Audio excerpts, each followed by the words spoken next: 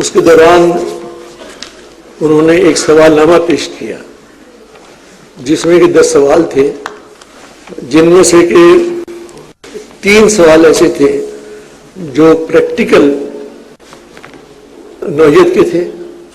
میں ان سوالوں کو پڑھتا ہوں اور ان کے جو جوابات میں نے سپریم کورٹ میں پیش کیے وہ بھی پڑھتا ہوں، تو اندازہ ہو جائے کہ ہیئرنگ کے دوران کیا چیز پیش کی گئی اور فیصلے میں کیا چیز آئی۔ کوشچن نمبر 7 تھا ان کا، if all the forms of interest or markup are held to be repugnant to the Islamic injunctions, what modes of financing do you suggest for A. financing trade and industry, B. financing the budget deficit, C. acquiring the foreign loans, D. similar other needs and purposes۔ اس کا جواب میں نے یہ لکھا، logical sequel to holding all forms of interest and markup to be prohibited is to incept a viable alternative of interest in the banking system. TMCL time multiple contour loan is a Sharia compliant viable substitute of interest and can easily and instantly replace interest in the existing banking system. What is required to be done is issuance of an ordinance by the government banning interest with immediate effect. Upon issue of such an ordinance, the existing banks can immediately switch over to TMCL based system without much ado۔ یہاں یہ بات میں واضح کر دوں کہ یہ system جب بلا سود بینکنگ سسٹم جب ہی آئے گا جب بینکس کو یہ آرڈر دے دیا جائے گا کہ وہ نہ سود چارج کر سکتے ہیں نہ پے کر سکتے ہیں۔ اس صورت میں سوال پیدا ہوتا ہے کہ پھر کیا سسٹم ہو۔ یہ جواب جو ہے وہ اس سسٹم کے لیے ہے، ورنہ لوگ جب یہ کہتے ہیں کہ جی اگر سود ختم ہو گیا تو سارا سب چیز تہ و بالا ہو جائے گی اور بینکرز اس پہ ایگری نہیں کریں گے، بینکرز تو ایگری نہیں کریں گے، یہ تو بائی آرڈر ان کو اسٹاپ کرنا پڑے گا۔ لیکن یہ ہے کہ ان کو یہ بتانا ہمارا فرض ہوگا کہ بھائی تم بینکاری پھر بھی کر سکتے ہو لیکن اس بیسس کے اوپر تم کر سکتے ہو۔ TMCL is capable of providing finance for all magnitudes in all types of trade and industry. After inception of TMCL based interest free system, budget deficit will vanish and there will be surplus available for retiring the existing debts. Also in emergency requirements such as funds for war effort, it would be possible for the government to obtain loans on TMCL basis from the money market.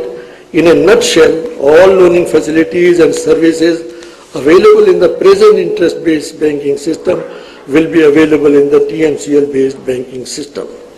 Principle of TMCL and operation of TMCL-based interest-free banking system is fully described in the booklet Method for Starting Interest-Free Banking submitted to the Honorable Supreme Court, Shariat Appellate Bench as Annex 2 on 26th March 1999. یہ میں نے interest free banking system کے اوپر یہ TMCL based interest free banking سے پہ یہ کتاب لکھی تھی، اور یہ کتاب لکھنے کا بھی یہ شروعات ایسے ہوئی کہ میں نے اس سے پہلے ایک کتاب لکھی تھی انٹرسٹ از ربا، اور اردو میں بھی کچھ پارٹ تھا اس میں، ربا، انٹرسٹ، سود، ایک گناہ کبیرہ، معاشی ظلم اور معاشرتی جرم کے 3 نام۔ یہ میں نے کتاب میں نے لکھی تو میں میاں شریف کے پاس، نواز شریف کے والد کے پاس میں کتاب لے کر گیا۔ میں نے ان سے کہا کہ یہ میں نے سنا ہے کہ آپ کا بیٹا آپ کا حکم مانتا ہے اور وزیر اعظم پاکستان ہے، اور میں نے یہ بھی سنا ہے کہ آپ کسی زمانے میں سود کے سخت خلاف تھے اور اپنے پیسے بینک میں نہیں رکھتے تھے اور تجوری میں رکھتے تھے سارا پیسہ جو بھی تھا. تو یہ کتاب آپ پڑھیں اور آپ اپنے بیٹے سے پاکستان میں سود ختم کرانے کے لیے کوئی ان کو ہدایت دیں، ورنہ آپ بھی اللہ کے ہاں جواب دیں. تو میاں شریف نے کہا کہ یہ تو سب کہتے ہیں کہ یہ ختم کرو، لیکن ہمیں طریقہ کار کوئی نہیں بتاتا کہ کس طرح سے ختم ہو. اگر تمہارے پاس کچھ ہے، کوئی طریقہ کار ہے تو ہمیں لکھ کر دو. میں نے کہا کہ اچھا.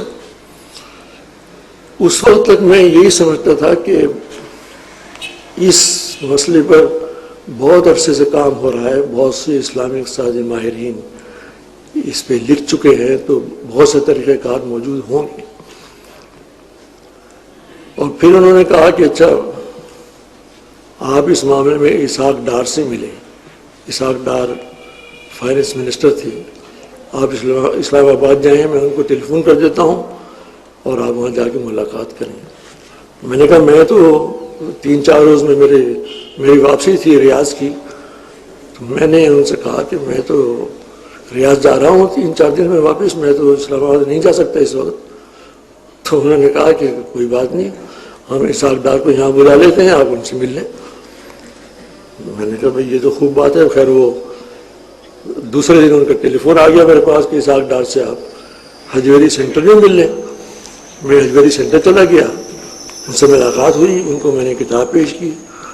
انہوں نے بھی کہا کہ بھئی ہمیں کوئی طریقہ کار بتایا، اور پھر یہ کہا کہ جی بہت سی یتیموں کے اور بہت سے بیواؤں کے پیسے بینک میں ہیں، ان کا گزارا کیسے ہوگا، ان کا خیال ہمیں رکھنا پڑتا ہے. تو میں نے کہا کہ جناب یتیم اور بیوائیں جو ہیں وہ تو سود کھا رہی ہیں، وہ ہستیاں ہیں جن کے پاس پیسہ ہے، کیونکہ پیسے کے بغیر جو آدمی ہے وہ تو سود کہاں سے کھائے گا. اور پھر یہ ہے کہ بیواؤں اور یتیموں کی ذمہ داری تو ویسے بھی حکومت کی ہے کہ آپ ان کے لیے انتظام کریں. اس کی وجہ سے ساری قوم کو آپ اس عذاب میں مبتلا نہیں رکھ سکتے. تو انہوں نے کہا کہ بہرحال ہمیں آپ لکھ کر دیں. پھر میں نے یہ کتاب interest free banking based on TMCL لکھی، اور اس کے لیے میں نے اس کے اوپر ایک کمنٹ لیا محمد عمر چھاپرا صاحب سے، جو ایڈوائزر تھے اس وقت ریاض میں سعودی امریکن مانیٹری ایجنسی کے، اور وہ اسلامک ڈیولپمنٹ بینک میں ہیں. تو انہوں نے مجھے ایک کمنٹ لکھ دیا. میری تعریف تو بہت کی ہے، لیکن میرا جو کام تھا اس کے اوپر انہوں نے یہ لکھ دیا کہ ہاں یہ صرف کوآپریٹیوز میں استعمال ہو سکتا ہے، اور باقی یہ اور بہت سے وہ چیزیں ہیں جو بینکنگ میں استعمال ہو سکتی ہیں. میں نے ان سے کہا کہ آپ یہ بتائیں کہ آپ اسے لمٹ کیوں کرتے ہیں کہ کوآپریٹو میں ہو سکتا ہے، بینکنگ میں کیوں نہیں ہو سکتا، اس کی کیا وجہ ہے، کوئی اکانومک ریزن ہے. تو ان کا جواب سن کے میں بڑا حیران ہوا. کہنے کہ I have given you my view, take it اور لیو اٹ.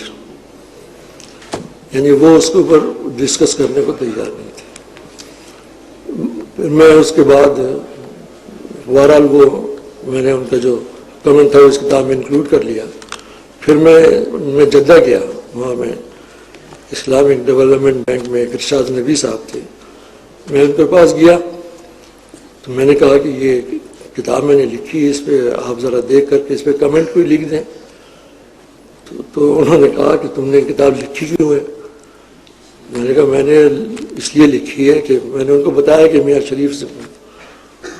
تو انہوں نے چند مغلظات گالیاں دی ان کو اور کہا کہ کیا تم سمجھتے ہو کہ وہ اس کو کریں گے؟ میں نے کہا کہ بھائی